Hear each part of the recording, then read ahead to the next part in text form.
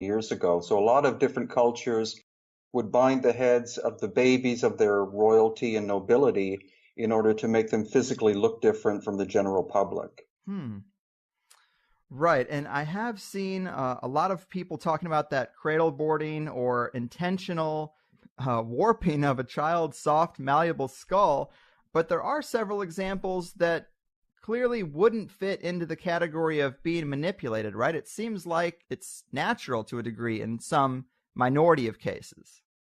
Yeah, 100% of the academics state quite emphatically that all examples of elongated skulls are the result of cranial deformation. But we've found examples here in the Paracas area where there are skulls which are quite a bit larger than normal in terms of cranial volume.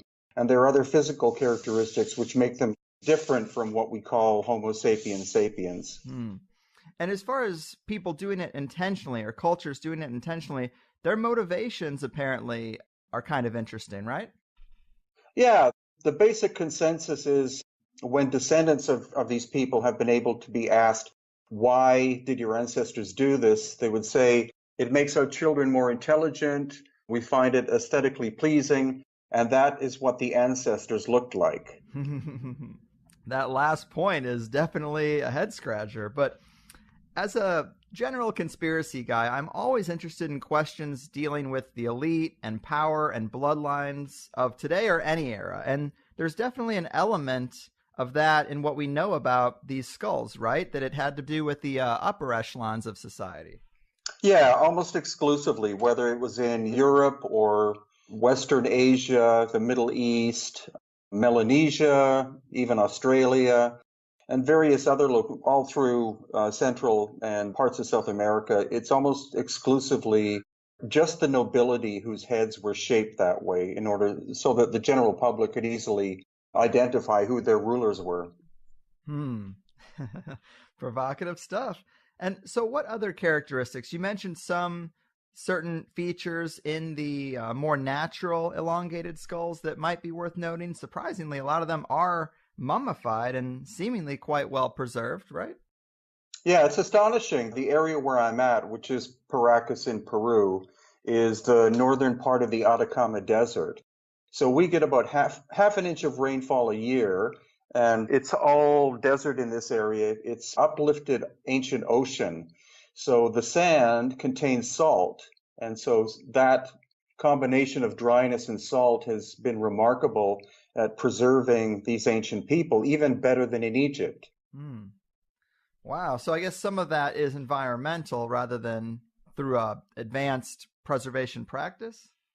Yeah, in this area, they don't seem to have had a really advanced mummification process like in Egypt, like with wrapping and different oils and waxes and things like that being used. It's simply that the ground is so dry that they've been able to excavate and pull out textiles 2,000 years old that look like they were made maybe 5 or 10 years ago. That's pretty awesome. So these naturally elongated skulls, a couple other things about them, larger eye sockets apparently, and where the spine connects to the skull is a little different than typical Homo sapiens sapien, if I understand correctly. Yeah, it's an ongoing process that we're doing. We're trying to get as many medical professionals involved as possible to look at the anomalies. And as you stated, the eye sockets are larger than normal. They tend to be more vertical and larger. Also, where the spinal cord and vertebrae enter the skull underneath, the position of what's called the foramen magnum, which is the hole in the bottom of the skull, is much farther back than normal. So that would probably be an evolutionary thing in order to be able to balance these cone-headed skulls. Also, there tends to be one suture line on top of the skull, which is missing. And then there are two holes in the back of the skull, which seem to be for blood and nerve flow. Yeah, those two holes. I just thought that was so interesting. And I guess the cranial stitching that's missing, what do you think that would indicate? That's pretty curious. It's very curious, and any physician who's seen these in person with me, they say that, there's supposed to be a suture line there.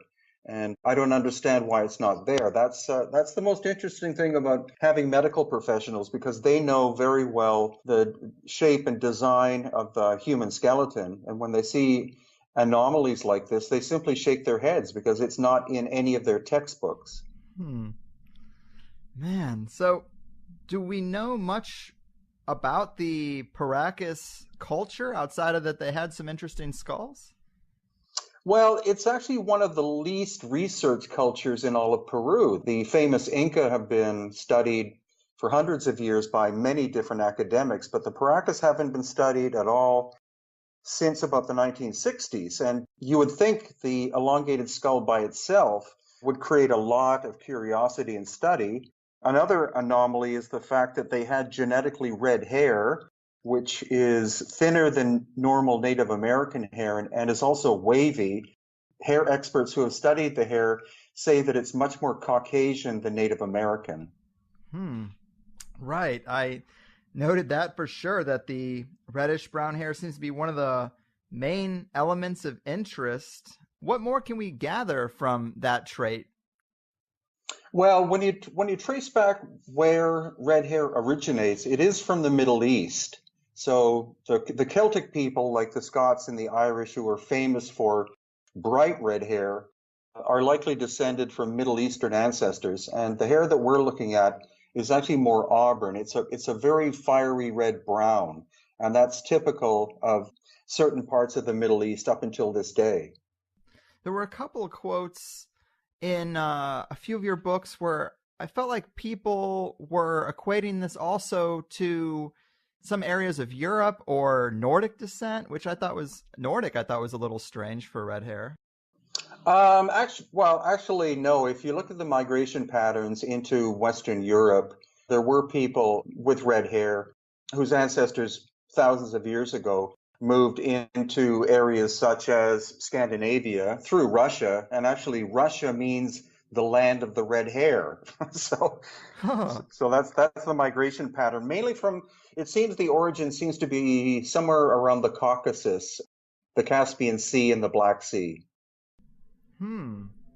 That's very interesting. And like you mentioned, the Paracas culture, one of the least researched cultures, but is there any insights we can get from the Incas or any of the other surrounding cultures of their day? Were they talked about at all?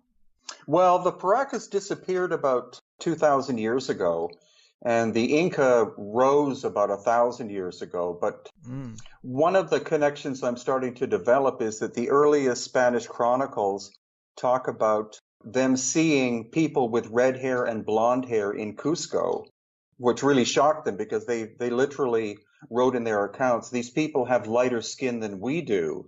So because red hair is directly associated with very light skin, it's quite possible that the Paracas, when they were being exterminated about 2,000 years ago, that some of them were able to escape on an ancient trail or road eastward into the highlands of Peru and wound up as partial ancestors of the Inca who came later.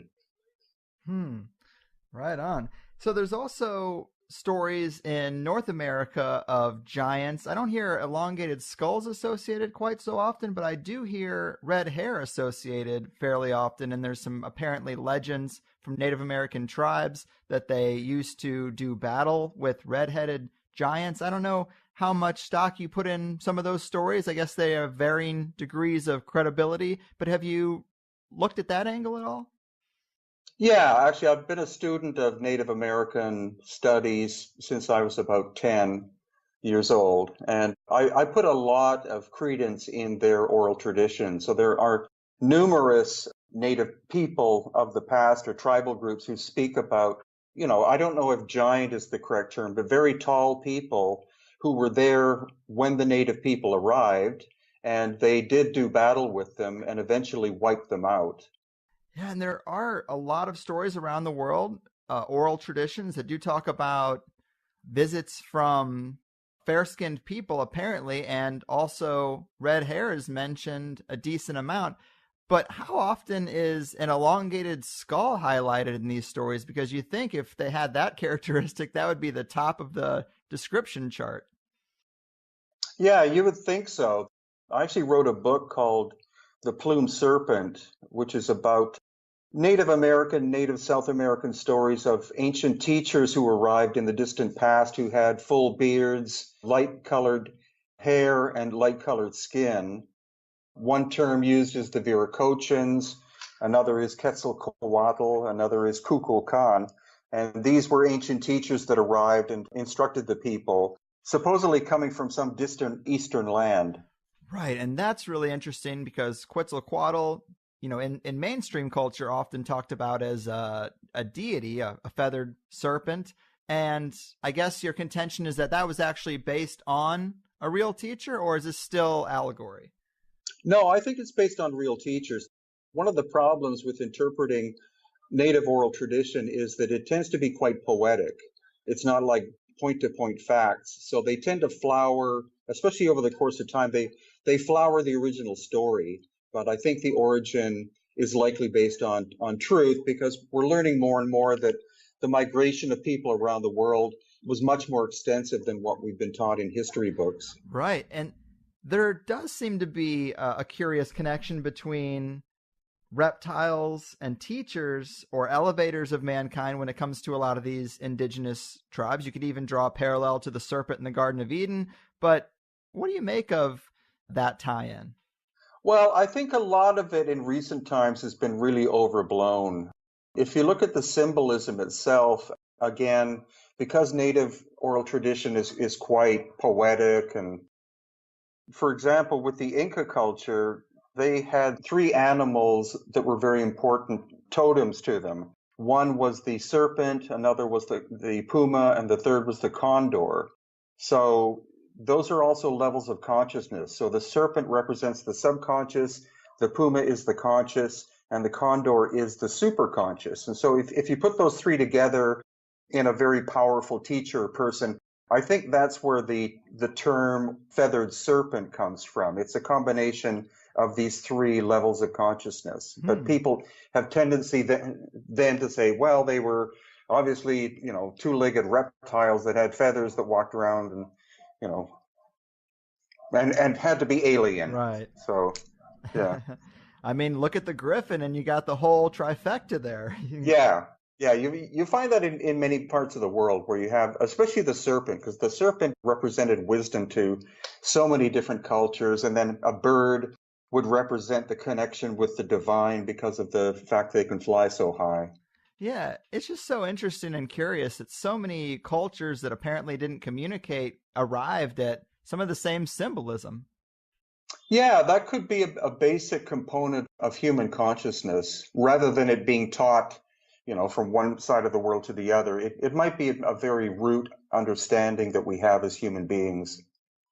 That's true. That's true. Can't discount that possibility. And the condor is kind of interesting because, of course, Graham Hancock, he is very adamant about this pillar at Göbekli Tepe having significance. And it, of course, has a kind of cartoonish condor on it.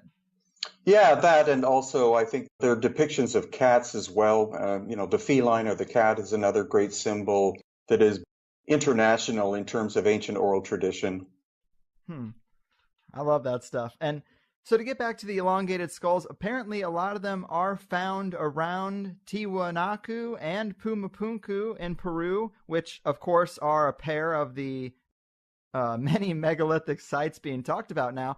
But what can you tell us about those sites that make them so interesting to you? Well, the interesting thing is because I've been traveling around in South America for years and have visited sites like Pumapunku and Tiwanaku, I've been there more than 50 times. Again, of course, I wrote a book, and the book is about the elongated skulls of Peru and Bolivia. And in general, wherever we find a megalithic site, if there is an on-site museum, we'll find evidence of elongated skulls having lived there. And maybe you can help clarify something for me, but are these two separate sites or kind of the same site? What draws the distinction between the two? Because I think I understand them to be on the same plateau, right? Yeah, they're right next door to each other. It's It's kind of tiresome to have to say Tiwanaku and Pumapunku because historically they are the same location. It's just that when they decided to preserve them, they built one fence around one and one fence around another, and then a ticket window at one and a ticket window at the other. So one has a sign saying Tiwanaku, another has a sign saying Pumapunku. But when you look at the megalithic nature of the original construction, it's the same site. Okay. Makes a lot of sense. And it is located on this plateau that a lot of people talk about. If you've seen pictures, it's definitely a impressive view. Do you think that plateau is natural? Because some people suggest that it might have been laid as the base for this Pumapunku complex. Yeah, it's got a really interesting history because the conventional story, which, as usual, doesn't make any sense, is that it was a Bronze Age culture called the Tiwanaku who constructed all of this. And some of the stonework would be very difficult to replicate today with modern high-tech power tools. So that you have to throw that story out immediately. So when you look farther back in time, the great researcher of that area was called Poznański, and he was able to do measurements of the precession of the equinox, which measures the wobble of the earth. And so by using that principle, you can measure how many degrees off a site is from perfect true north, south, east, and west. And he believed that Pumapunku and Tiwanaku were originally constructed about 15,000 years ago, which scholars throw out the window.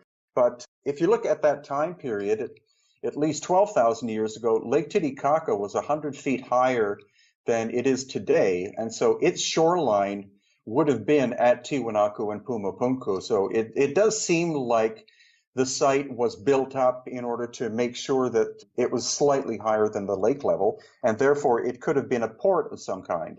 Interesting. And I guess with this date of 15,000 years old, would that put it more in line with the Paracas time period?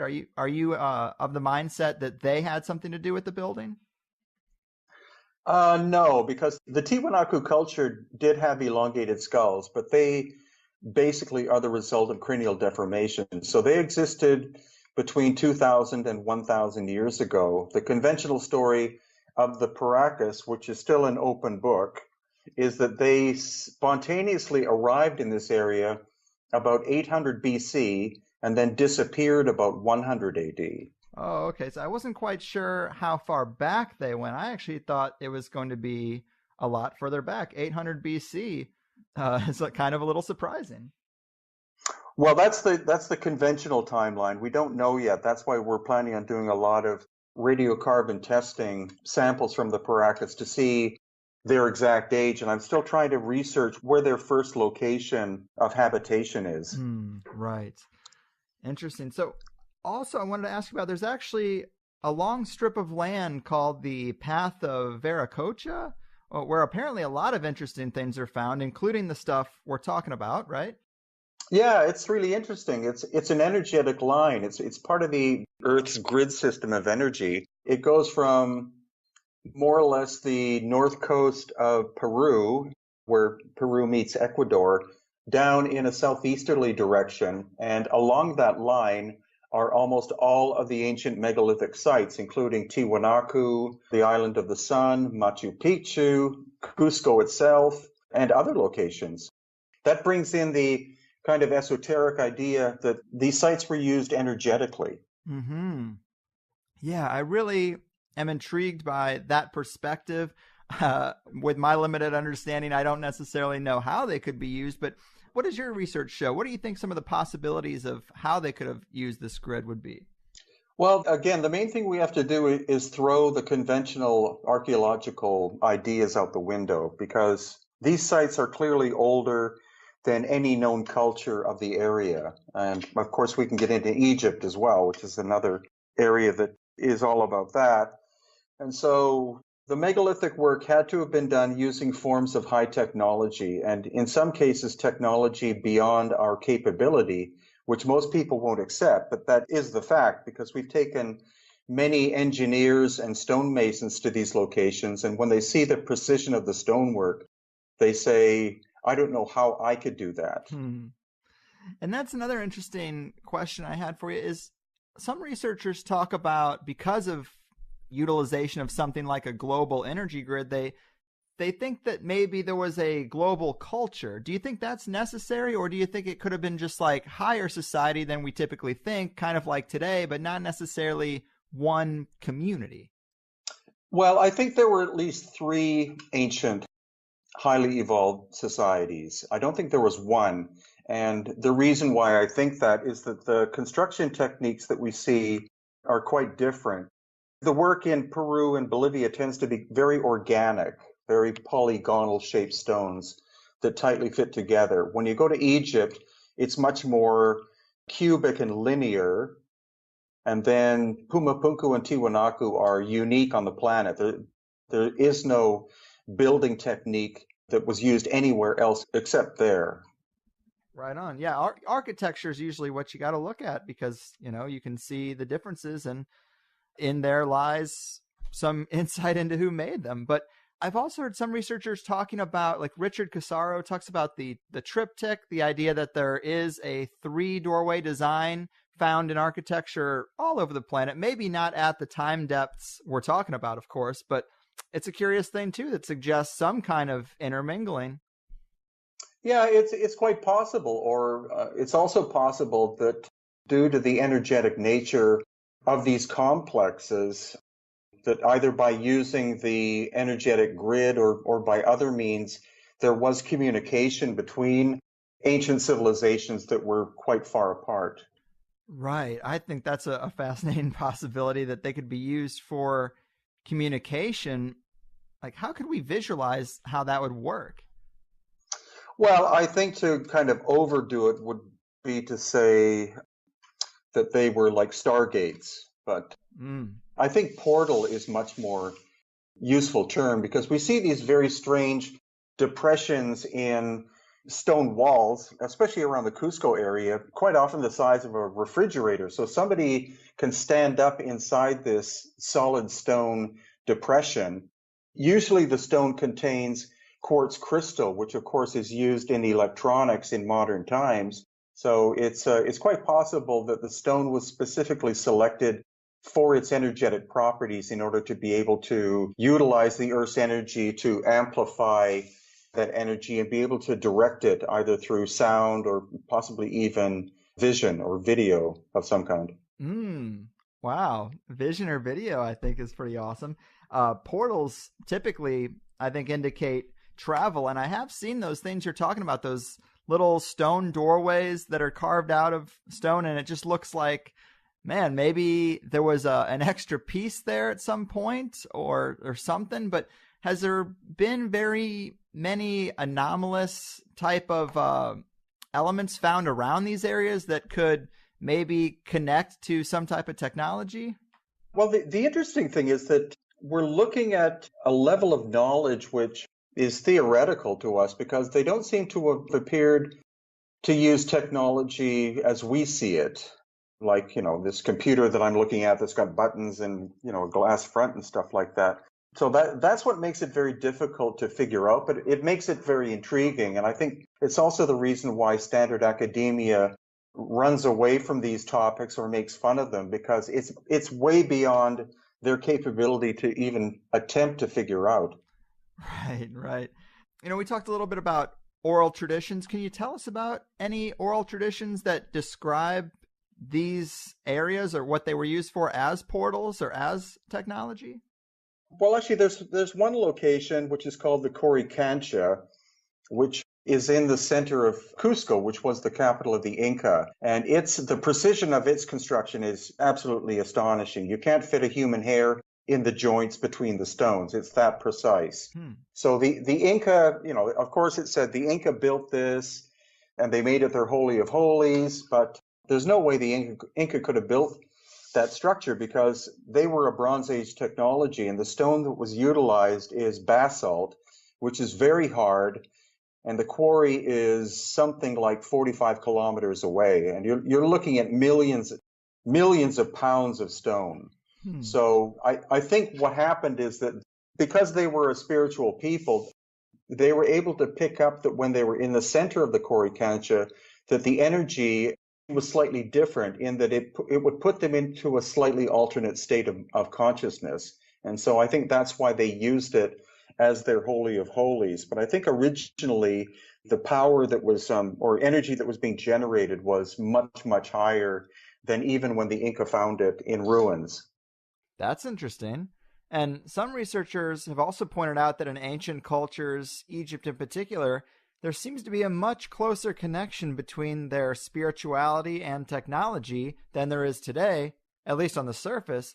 But have you given any thought to that aspect and how closely those things do seem interrelated in the past? Yeah, I think there was a much more of a whole brain approach in the past. I think that people, now we're hyper specialists in areas, Mm-hmm. whereas I think in the past, people of the noble spiritual class were probably disciplined in many different areas and utilized both the left and right brain in order to develop a more substantial concept of consciousness and awareness. Mm-hmm. Yeah, it seems like that might be a slightly better approach to life. But another question I had for you about that path of Viracocha. Apparently, there are several caves there with ancient burial sites and ancient elongated mummified skulls or skeletons. And I'm always interested in caves and deep caverns into the earth. Is there anything else you can tell us about these caves or some of the more intriguing finds from inside them?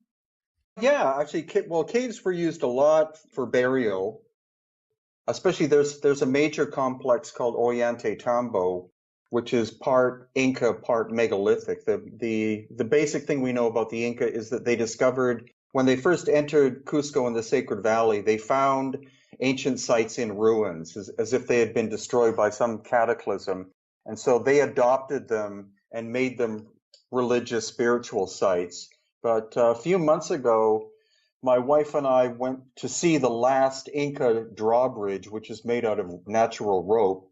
There used to be hundreds of them, but now there's only one left. And on the way back from there, because our taxi driver was local and quite informed about the ancient cultures, he took us to the opening of a tunnel that we went into 300 or 400 yards.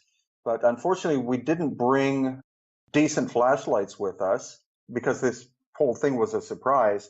But he insisted that it continued on for 6 kilometers and that there was a big lake at the end of it, deep inside the bedrock. Wow.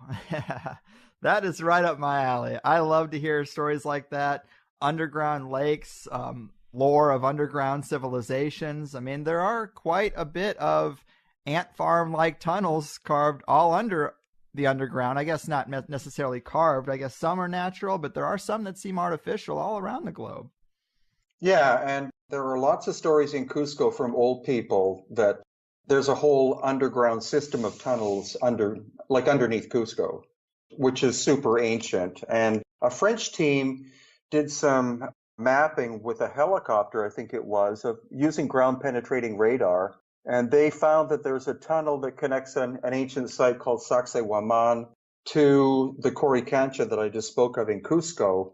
So that's at least 1.5 kilometers or a mile long.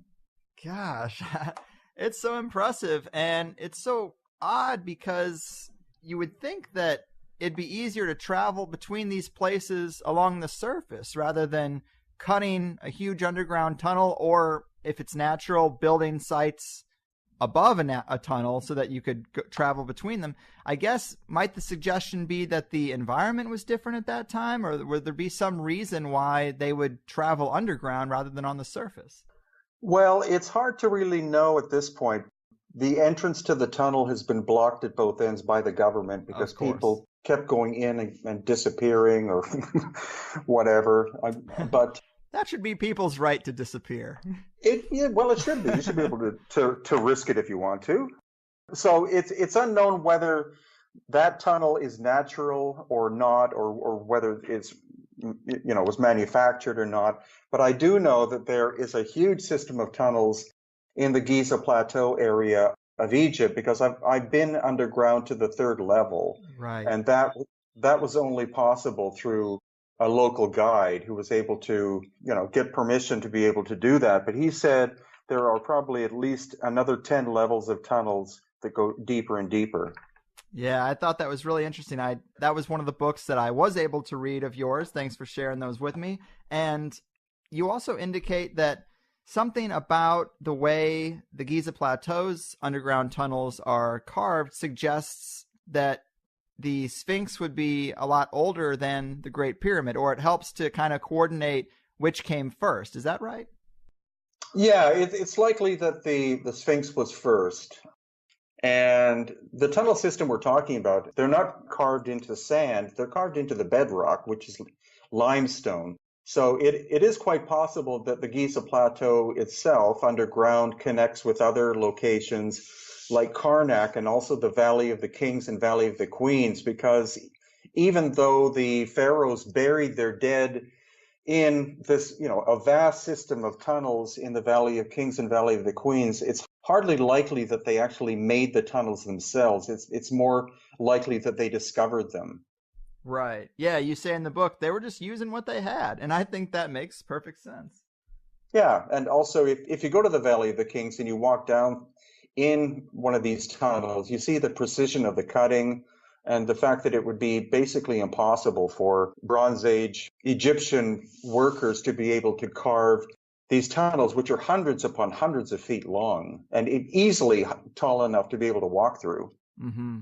And as for the tunnels, is it that they connect most of the major sites on the plateau except for the Sphinx? Is that why we think it kind of gives us clues about the timing? Well, actually, the tunnels go underneath the Sphinx. It's more the weathering of the Sphinx that has created quite a stir. It was Dr. Robert Schoch, who's a American geologist, and when he first saw the Sphinx, he noticed that there were vertical weathering lines. And so, of course, the Egyptologists say, well, it's 5,000 years old, and we get sandstorms, and the sand would have eroded the surface. But when he looked at the vertical lines, he said that could only be done by rain, and we're talking a lot of rain. And so, by looking at climate models, he was able to figure out that the last time substantial rain occurred in the Giza Plateau area was at least 10 to 12,000 years ago, which is twice the age of the dynastic Egyptian civilization. Yeah, I love that. It does seem to be pretty good evidence. So I also wanted to jump to some kind of weird stuff that I've seen from you on your website and in pictures. One of them would be this amphibian humanoid being skull that was found in a cave labyrinth in Peru. Apparently, it wasn't the only one, but it has to be one of the most interesting heads I've ever seen. Yeah, that's. I kind of hesitated to even show it because it is so bizarre. I was sent when we were in Cusco about 2.5 months ago. I was sent photographs of that little skull, and of course it looked like it was fake or made out of paper mache or something like that. But the man who has it contacted me and said, "Would you like to?" Or I said, "Can I see it?" And when we actually went to see it, you can tell that it was once some kind of life form. My training is in biology. Also, good for them, they took it and also this very large three-fingered hand to be x-rayed in Cusco at a hospital. And the radiologist who both took the x-rays and examined these artifacts said, yeah, I think these were once life forms of some kind. I don't know what, but they don't seem to be fake. And he kept insisting, these are not fake. These, this is bone, this is skin. What it is, I don't know. Yeah, and I love that three-fingered hand as well. It's got fingers that are much longer than ours. At first, I thought it was the bones of some type of fin without the blubber on it, but that theory was tossed out the window when you zoom in on the fingernails. And that's a little creepy, but it is clearly a hand of some kind. Yeah, the elongated skulls are one thing, but these I was in complete shock with. And we happen to have two local native healers / shamans with us looking at them. And I guess the difference between North America and Europe in terms of mentality is that native people tend to be, I guess, a little more open-minded. And when I said, what do you think these are? They just looked and said, well, they look alien. Aliens and UFOs are very much accepted in places like Mexico and Peru. Yeah, I've heard that because they apparently see them so often, it isn't really a big deal. So, yeah, that mummified amphibian humanoid, it looks like a frogman's head or something, but apparently, yeah, from the x-rays, it shows that there are sinus cavities in it. There's plenty of indications that was a real thing. Can you tell us about anything else? Was this three-fingered hand found near the frog's skull? Again, it's not based on me visiting the actual location because that's it's very controversial at the moment. But the basic story we were given was that these two specimens are from either a cave or a labyrinth in the Nazca area of Peru, which is just south of me here. And they were found in a large stone sarcophagus containing numerous other body parts of odd looking beings, and that the white material that's on the surface is actually the clay of the area. It's what the ground is made of. So they could have been sitting in this stone box for hundreds, if not thousands of years. I keep making inquiries as to going to see the location, but unfortunately what's happening is the people who control the site and area are selling these odd artifacts off, I guess, to foreigners. And so they don't want anyone there because if the government finds out where this location is, they will immediately move in and grab it as an ancient historical site. So these people are supposedly quite armed and dangerous. But I am still trying to negotiate to try to go, even if they have to blindfold me or something. I'd like to see if there is more to this. But the two people who are acquainted with these objects, they're very honest people. They don't want to make money from this. They're just curious like we are as to what these things are. And hopefully DNA testing will be done and radiocarbon to see how old they are.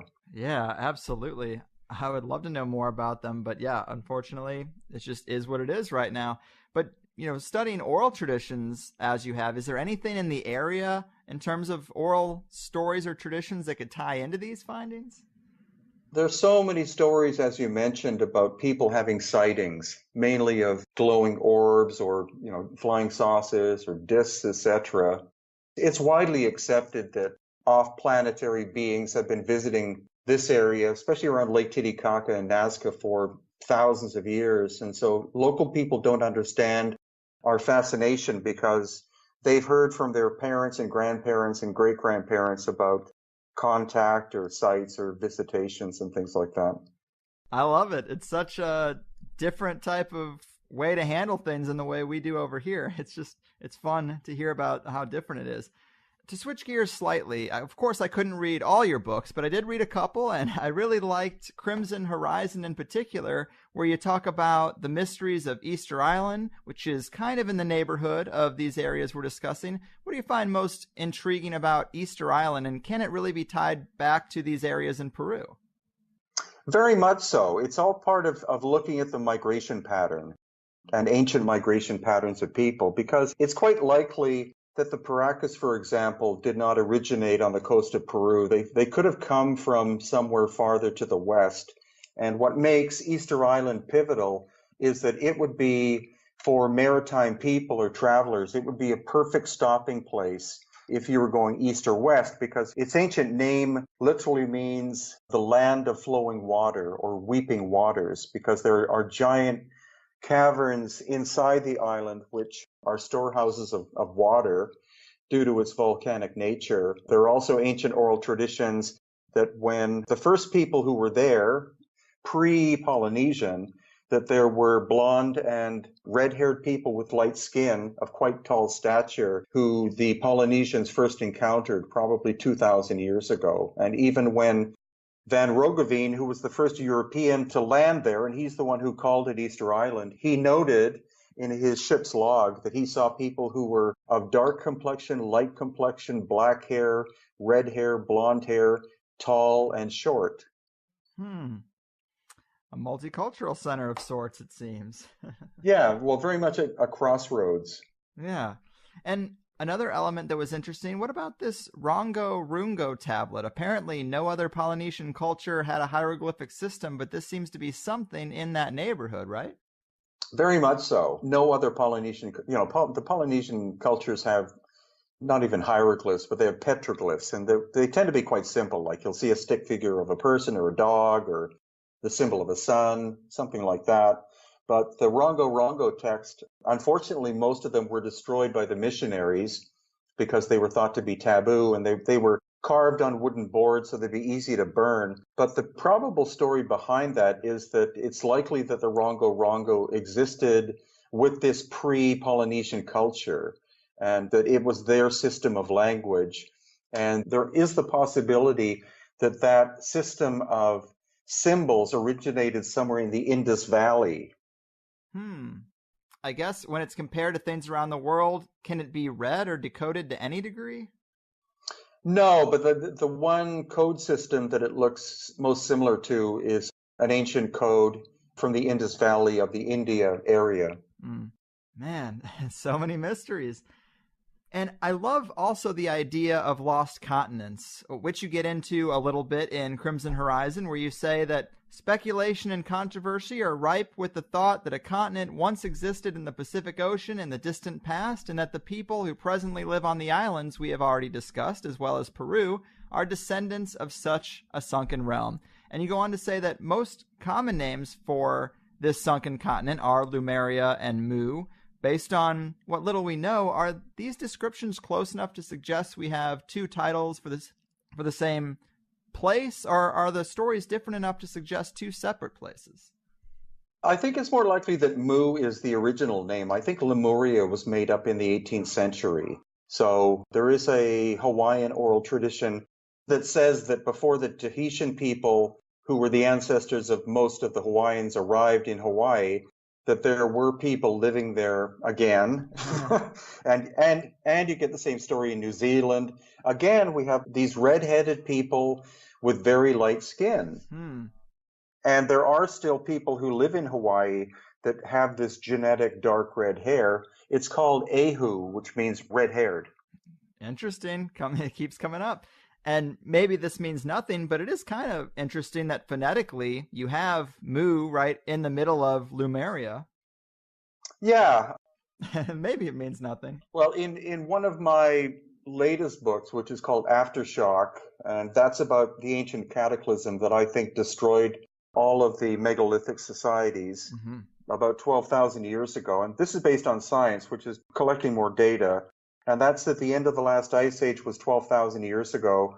And it was not a gradual process. It was very traumatic and rapid. And even, again, Dr. Robert Schoch believes that the rising of the sea level, which was more than 300 feet at the end of the ice age, could have taken as little as 2 weeks.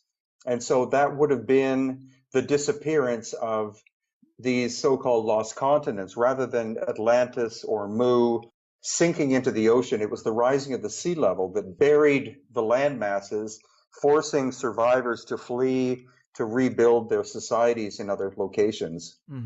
I think that makes perfect sense. And as for what we hear about Lemuria or Lemurian lore, in the book you say that one of the most elaborate accounts of lost continents was given by the theosophical author William Scott Elliott, a name I'm not familiar with, but what did he have to say about it? Honestly, I don't remember. God, that goes way too back in time. I don't remember. But I do know that the Theosophical Society were a 19th century group of thinkers who were collectors of ancient esoteric knowledge. So they were very big on subjects like Atlantis, as well as Mu or Lemuria. And what's happened to their information, I honestly don't know. Fair enough. There are a lot of names for sure. And just on the subject, one more thing. Apparently, as far as Mu's concerned, it being a lost Pacific Ocean continent, it was popularized by a guy named James Churchward. You relay his story, saying that Churchward claimed that while he was a soldier in India, he befriended a high-ranking temple priest who showed him a set of ancient clay tablets, supposedly in a long-lost Naga Maya language, which only 2 other people in India could read. Having mastered the language himself, Churchward found out that they originated from, quote, the place where man first appeared, called Mu. Gotta love it, man. Very provocative. I guess, is there anything else noteworthy? Obviously, we're grasping at threads when it comes to a lost continent, but is there anything else in your studies that you found interesting about that idea of a lost continent in the Pacific? Yeah. Churchward wrote, I think, 4 or 5 books. And of course, he was laughed at the time by academics, but he did a lot of on the ground investigations, and that's where he was able to develop these possible connections between the ancestors of the Maya and areas of India, Tibet, and maybe Nepal. Again, that's where, we were just discussing the whole idea about the Rongo language may have come from the Indus Valley area. And that tells us that people were traveling, utilizing the Pacific and Indian Oceans a lot in the distant past. I think what's curious is I lived on Maui for 2 years, being involved in a cultural project there. And when we looked at a topographical map, because the people I was working with there were all kind of studying the same topic, more or less based on Graham Hancock's work, we noted that if you lowered the sea level of the Pacific by 300 feet, basically all of the islands of Hawaii would have been connected. So I honestly believe that Mu or Lemuria was Hawaii. Wow. Fascinating, man. Another interesting piece of info that you have in the book as it relates to the possibility of radical change in the past is you say that according to one theory, Madagascar and India were indeed once part of the same landmass, thus accounting for their geological resemblances, but plate movement caused India to break away millions of years ago and move to its present location, colliding with the Asian mainland and forming the Himalaya Mountains, which are supposedly still growing vertically to this day. And man, that's cool. How about that? Yeah, and actually it's the same with the Andes here. The Andes are still growing because you have the Pacific plate and the Nazca plate that are grinding against each other. And that's also why, of course, it's quite a volcanic, earthquake-prone area, because once in a while, one of the plates will slip and hopefully not in the near future, create quite a massive earthquake, because this is part of the so-called Ring of Fire. Mm. And of course, talking about those kind of things, that's a time depth of millions of years ago, apparently. So it doesn't really have much to do with the people we're talking about. But as far as a cataclysm roughly 10 to 12,000 years ago, of course, we hear guys like Graham Hancock and Randall Carlson talking about a meteor impact that would have hit the huge ice sheets during this period to cause massive flooding. But you seem to be more in the camp that it could have been some type of plasma burst, that would be more likely. Is that right? Yeah, the reason why I wrote my book Aftershock is because there are so many different theories. But the interesting thing is the timeline is almost always the same. It's always about 12,000 years ago. So I looked at all of the research I could, and I think what happened, there's one theory that it was plasma ejection from the sun, and that's Robert Schoch's theory. Another theory is comet or comet part impact or close flyby, which would be more of the Graham Hancock idea. There's also Paul Laviolette, who's an American physicist, and he believes that actually galactic center is not a black hole, but is a pulsar, and that once every approximately 13,000 years, it erupts with energy. And so that energy would cross the galactic plane. And so I think all of these theories can be put together. I believe Paul Laviolette's idea that there is this eruption that happens from galactic center about every 13,000 years. And so that wave of energy, of cosmic energy and gamma rays and things like that, could have grabbed things like comets in their path, could have gone straight through the sun and caused solar plasma bursts on the other side. So I think it was a system of all of these events, and it could have been something that wasn't a one-time thing, but could have taken place over the course of 200 or 300 years. Right. I mean, that throws another wrench in things, that it doesn't even have to be one particular method of destruction. But as debated a topic is that is, you're right.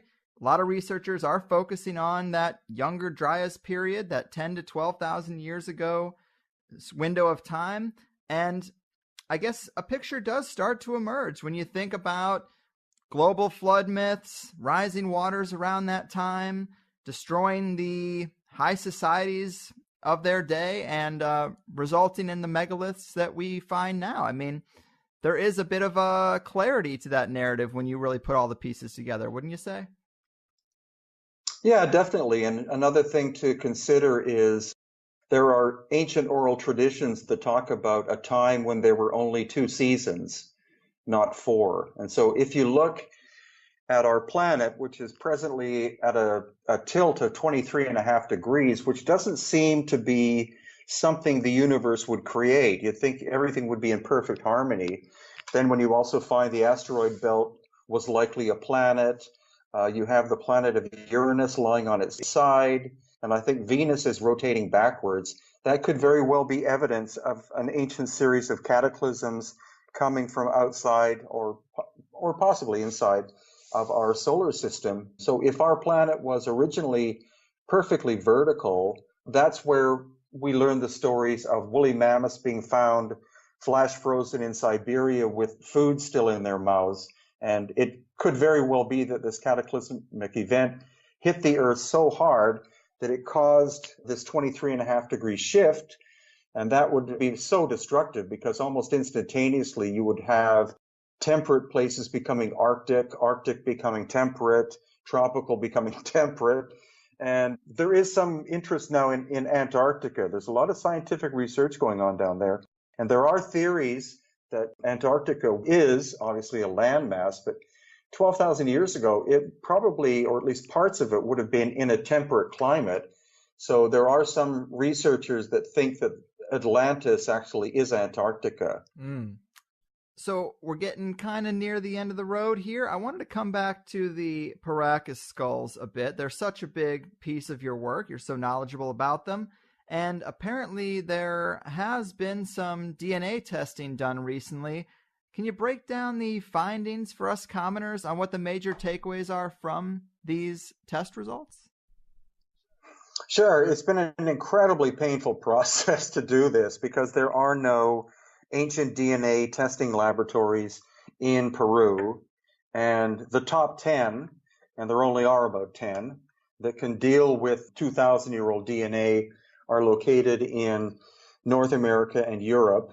So trying to get them to do the testing has been very difficult because they tend to be closed shops, like they'll belong to a university that doesn't take outside samples. Also, if they get a hint of what you're trying to test, just by the shape of the skulls themselves, they'll immediately say, no, we're not interested.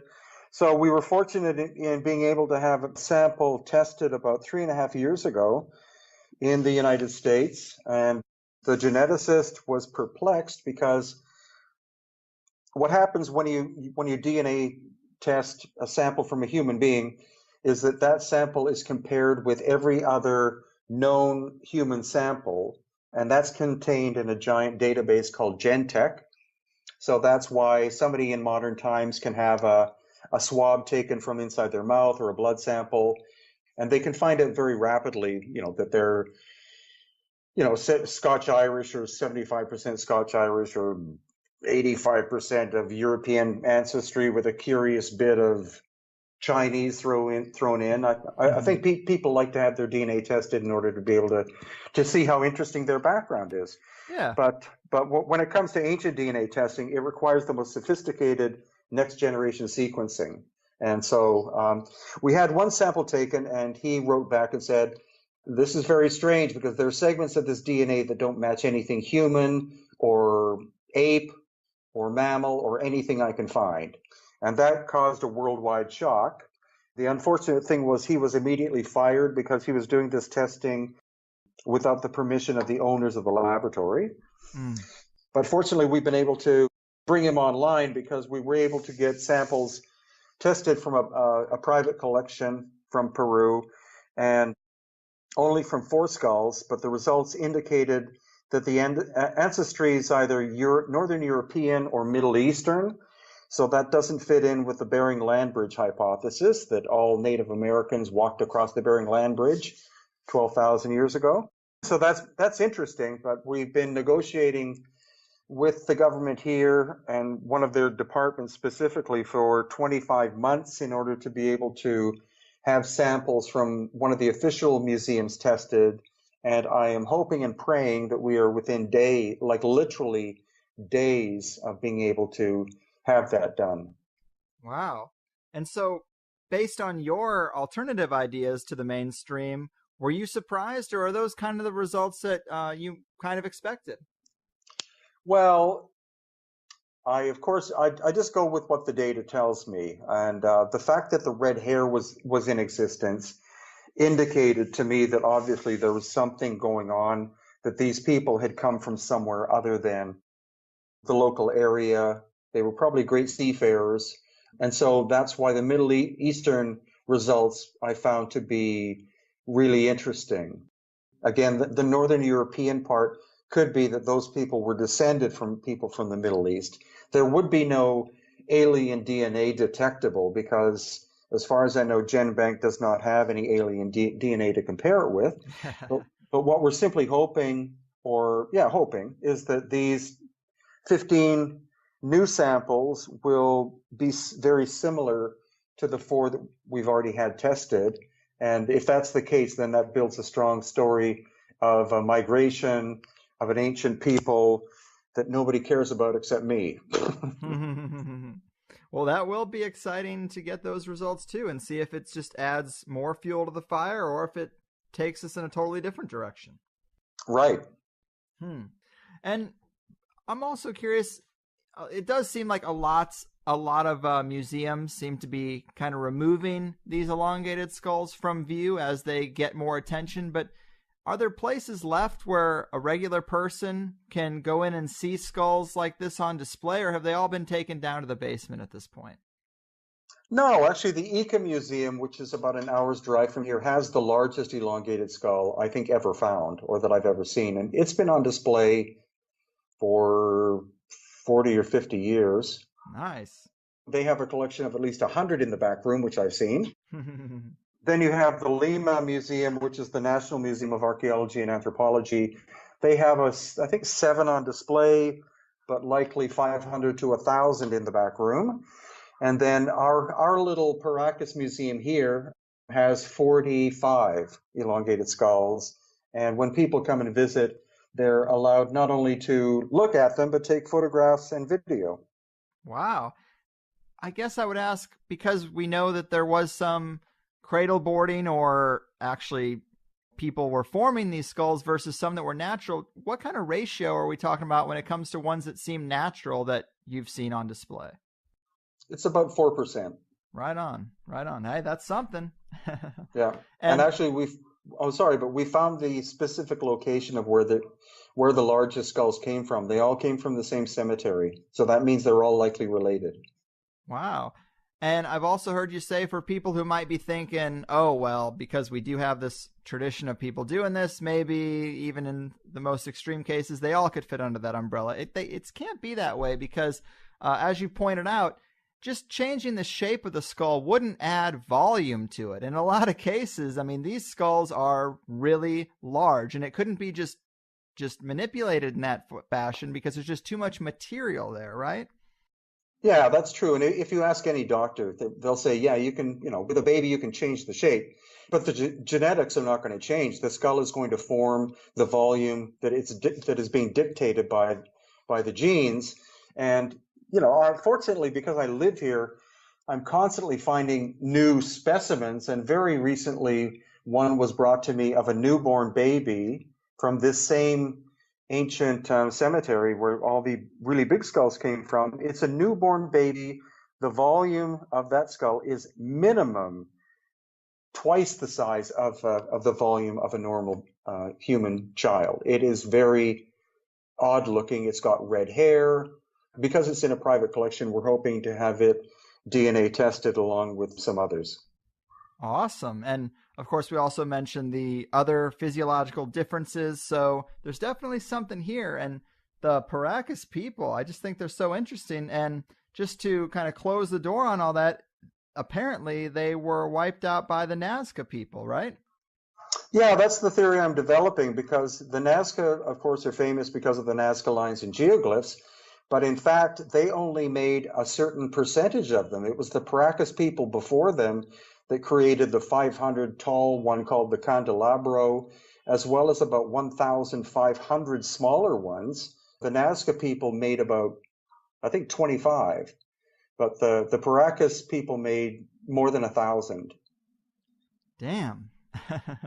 Well, the world is definitely not short on mysteries. I'm glad guys like you are out there doing the dirty work to relay all this information to the lazy folks like me. Super impressive stuff.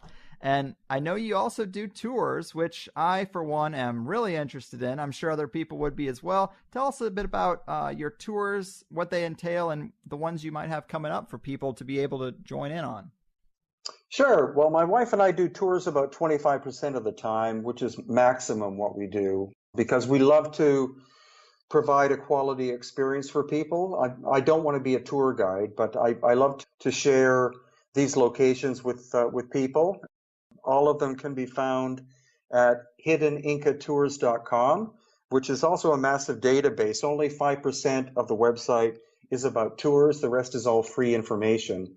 So we have, it's too late to join the March tour of Egypt, but we have one in Cusco in June about the Inca, another one in August, which focuses on the elongated skulls of Peru. And then we have another one in November, which is with author Robert Boval, who's a good friend of Graham Hancock's and a great author. And then we have another one in Mexico in January of 2018. Beautiful. I would love to take one of those sometimes. I mean, it seems like maybe my best chance to see a natural elongated skull if I'm on the right tour, right? That's right. Beautiful. Well, also, before we go, you got so much work out there, YouTube, books. Tell the people how they can best follow up on some of the things we've talked about and get more Brian Forrester in their lives. Well, the best thing, again, is to go to my mega website that my webmaster, who's actually the webmaster for the Dalai Lama, and lives in India, and the man's a genius. He has donated thousands of hours to building this website. It has all the latest bells and whistles, but it contains basically everything about me. So the videos, the books, etc., and then it links to other locations as well. But my hat's off to Webmaster Brian for being an absolute IT genius. And, you know, if it hadn't been for him, I would be nowhere as famous as I am now. And I got to thank him as well. I believe it was him who connected us. Great.